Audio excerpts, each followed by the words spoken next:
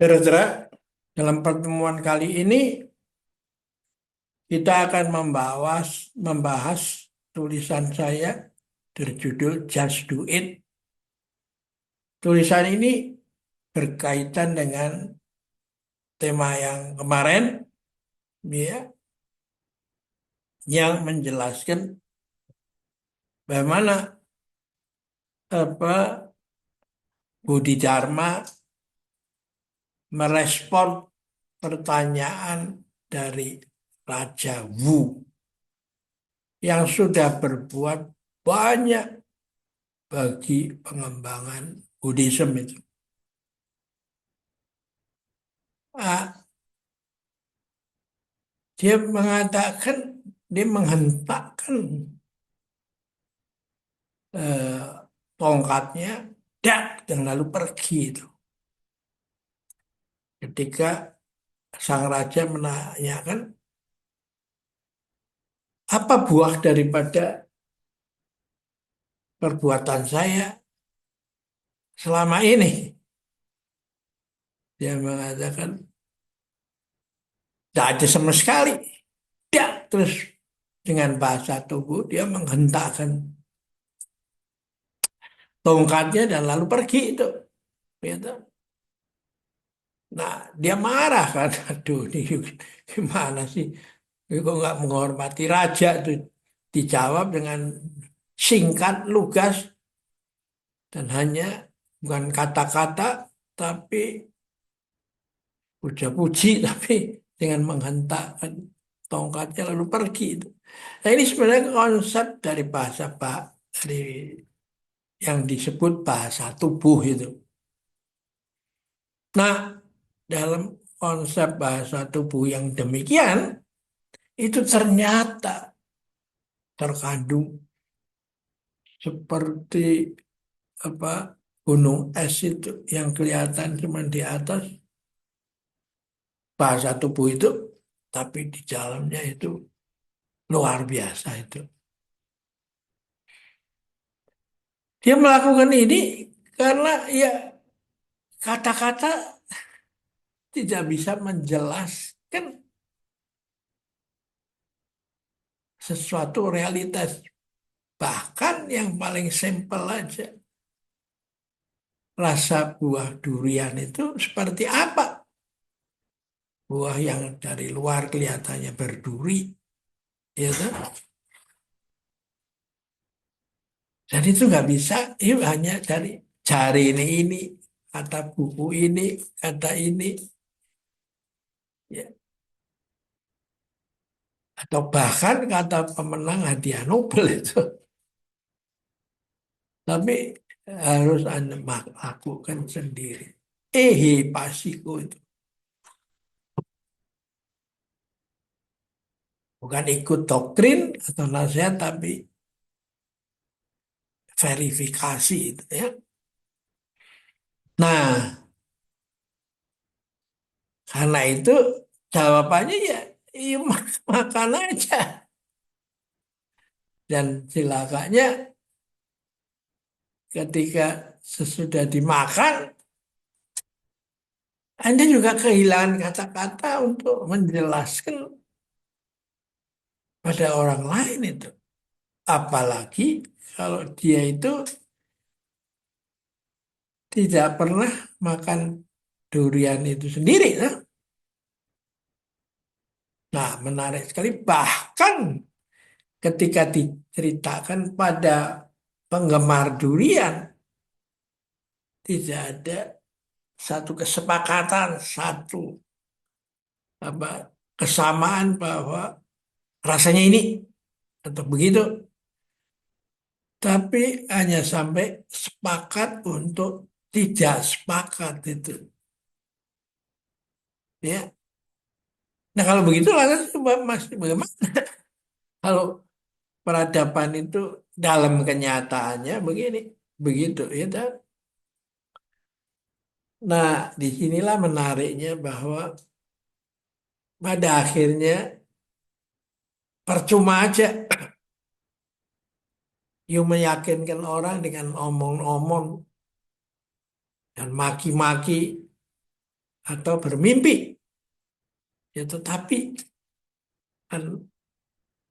apa open ended dialogue of civilization itu.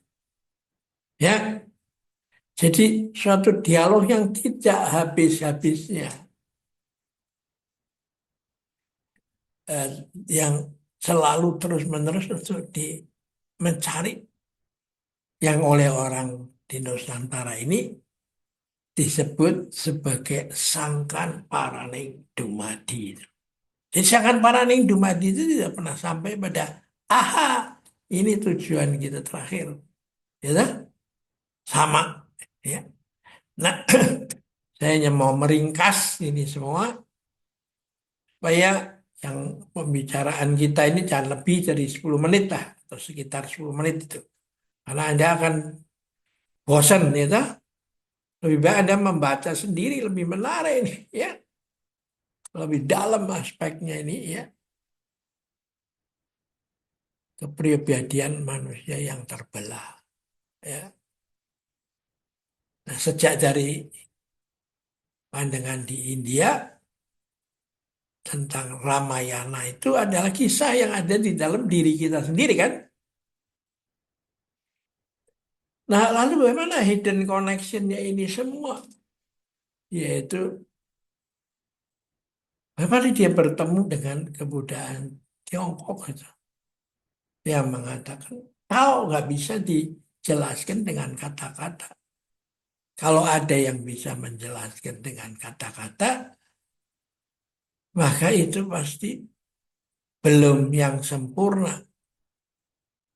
Ya, seperti membuat lingkaran itu tidak pernah bulat itu. Ya, nah lalu bagaimana?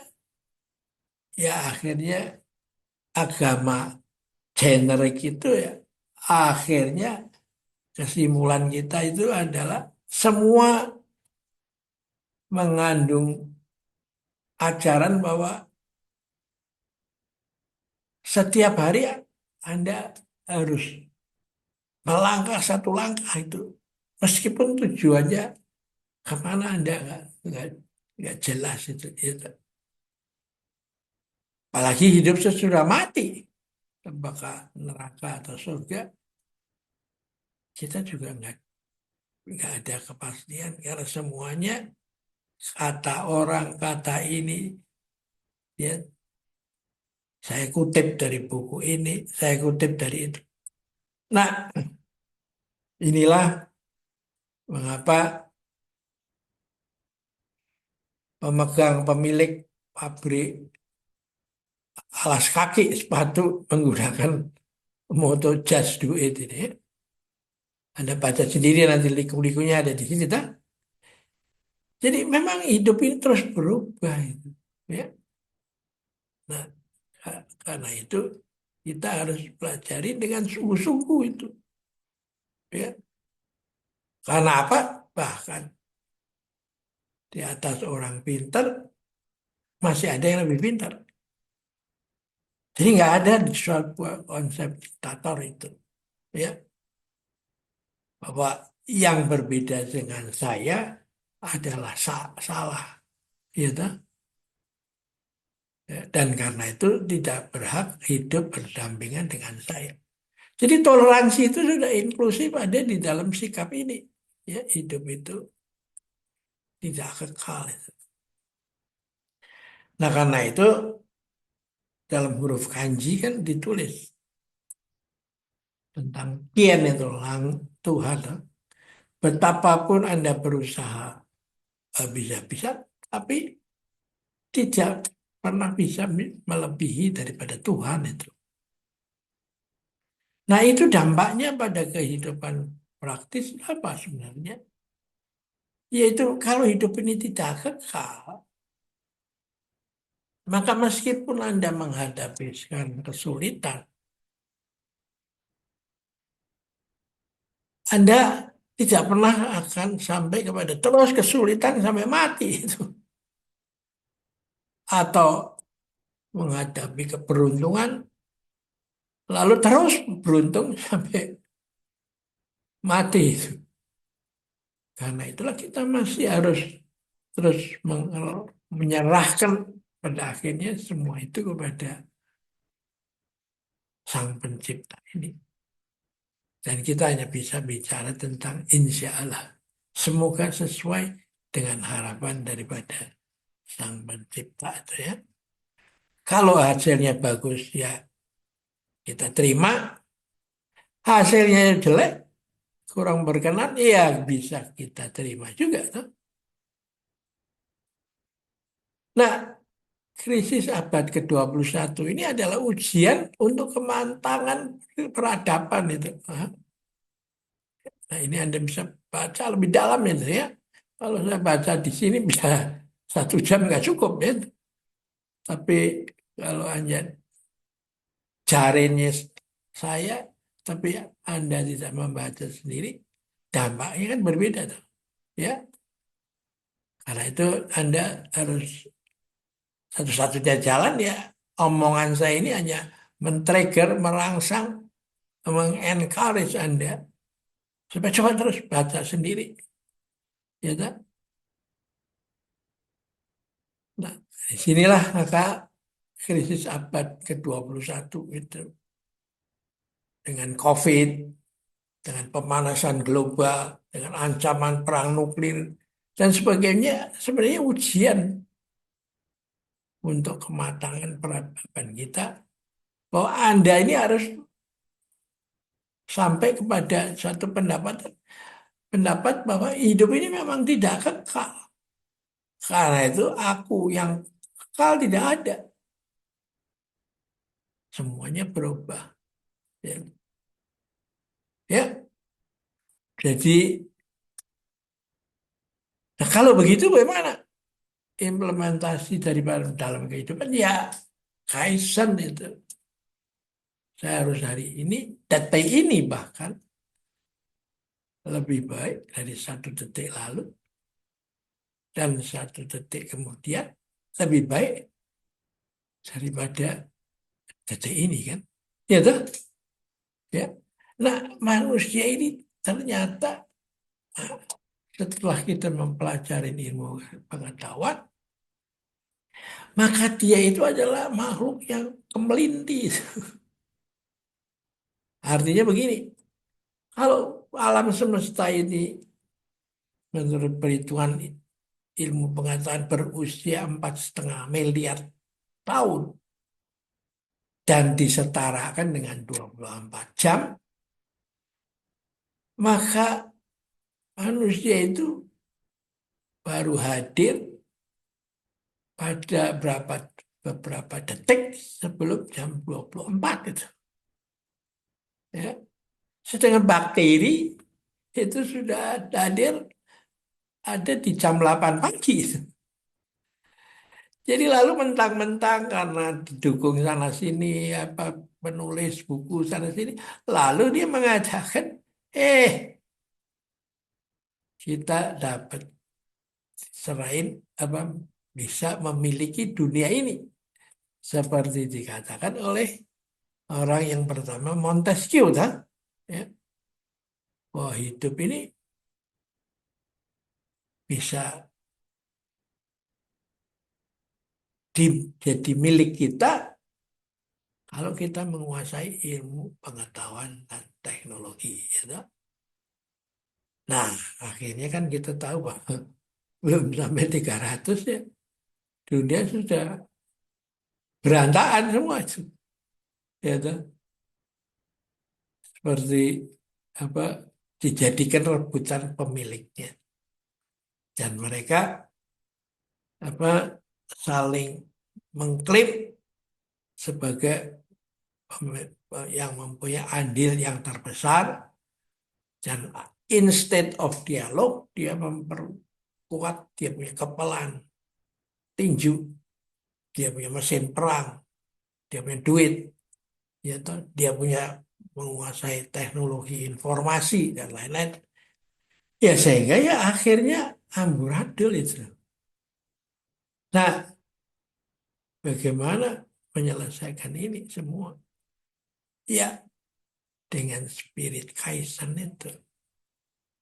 dan lalu membuat plan, do, check action, plan, do, check action gitu. Ya, jadi orang kuno ada syair mengatakan ketika sukses memikirkan bahaya, maka bahaya tidak akan datang. Ketika di atas, Anda harus berkunjung menjenguk ke bawah, belusukan itu. Ya, bukan hanya taruh informan di sana sini masang apa CD ya tuh, masang ini apa alat itu pemantau itu nggak cukup itu. Ada harus bersatu turun ke bawah. Nah inilah yang disebut manunggaling kawula ya dan Gusti itu juga. Ya, nah Anda teruskan ya bacaan ini. Saya scroll pelan-pelan supaya Anda apa, bisa mencerna ya, maknanya dengan baik ya. Dunia disatukan oleh chi. Ya. Setelah Davids itu gagal kan. Ya tuh? Nah itulah memang ya akhirnya ya ya just do it aja.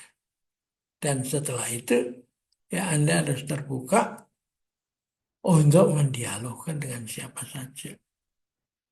Nah orang yang mau bisa begini ya terus mentality kan harus silih asih, asah, asuh, dan wangi kan. Win-win solution tuh. Ya, dan akhirnya imannya adalah bukan meminta ini itu untuk dirinya sendiri, tapi minta supaya apa kita bisa bersama-sama membangun kesadaran di empat samudra dan lima benua, semua orang bersaudara itu. Sehingga kalau dunia menderita, saya akan ikut menderita. Kalau manusia sakit, ya saya juga ikut merasa sakit. Ya. Dan karena itu akhirnya di dalam setiap doa ulang tahun ini terutama itu yang seringkali ngobrol-ngobrol seolah-olah hidup ini milik manusia kan. Itu sabarkan untuk setelah meninggal ya, di anak emaskan kan duduk di sisinya atau sang pencipta. Tapi ya oke boleh itu saja enggak apa-apa naik gunung. Tapi setelah sampai puncaknya harus ditambahin. Semoga di hari ulang tahun saya ini juga semua makhluk itu ikut bahagia. Nah, ini gambarnya ini ya. Langit, manusia, langit, bumi, dan manusia. Nah, ini yang terjadi akan jadi ini. Ini belusuan itu. Memimpin di bawah, yang dipimpin di atas. Ya, toh, sehingga terjadi damai. Ya, oke, ini lanjut terus dan Anda akan mendapatkan banyak temuan-temuan yang menarik ini. Ya. Karena orang apa ketika membuat lingkaran ini nggak pernah kan lingkaran yang tegas seperti Anda memakai jangka atau pasar. Ini selalu gerendet aja begini, ya, kan? Ya, selalu ada celah-celahnya. Ini mau menunjukkan bahwa di atas langit masih ada langit yang lebih tinggi. Ya. Oke, kita akhiri dulu di sini dan sampai jumpa lagi.